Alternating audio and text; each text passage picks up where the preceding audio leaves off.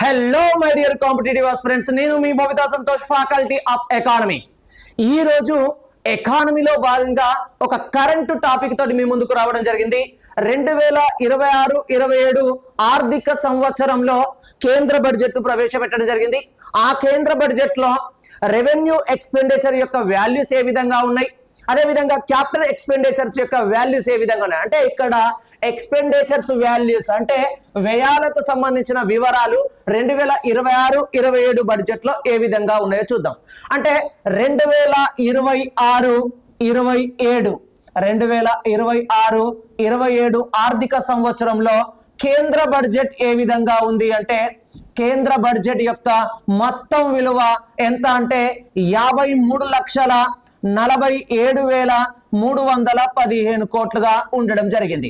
మరి ఇందులో ఉన్నటువంటి మొత్తం బడ్జెట్ ను 2026 ఏప్రిల్ 1 నుండి 2027 మార్చి 31 మధ్య కాలంలో ఖర్చు పెట్టాల్సి ఉంటుంది. అంటే బడ్జెట్ రూపంలో ఖర్చు పెట్టాల్సి ఉంటుంది. మరి ఎన్ని రకాలుగా ఖర్చు పెట్టడం జరుగుతుంది అంటే ఒకటేమో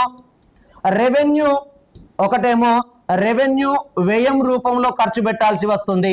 దాన్నే రెవెన్యూ ఖాతాగా చెప్పుకోవచ్చు, రెవెన్యూ ఎక్స్పెండిచర్. మరి ఇక్కడ 53,47,315 కోట్లలో రెవెన్యూ ఎక్స్పెండిచర్ యొక్క వాల్యూ ఏ విధంగా ఉంది అంటే 41,25,494 కోట్లుగా ఉంటే అందులో మూలధన వ్యయం యొక్క విలువ ఏ విధంగా ఉంది. మూలధన వ్యయాన్ని మనం ఏమంటారంటే మూలధన ఖాతా అని చెప్పుకోవచ్చు. దాన్నే ఇక్కడ క్యాపిటల్ ఎక్స్పెండిచర్ చెప్పుకోవచ్చు. క్యాపిటల్ ఎక్స్పెండిచర్ యొక్క వాల్యూ ఏ విధంగా ఉంది ఇందులో అంటే ఇక్కడ 12,21,821 కోట్లుగా ఉండడం జరిగింది. ఓకేనా, ఇది ఈ రోజు టాపిక్. Thank you.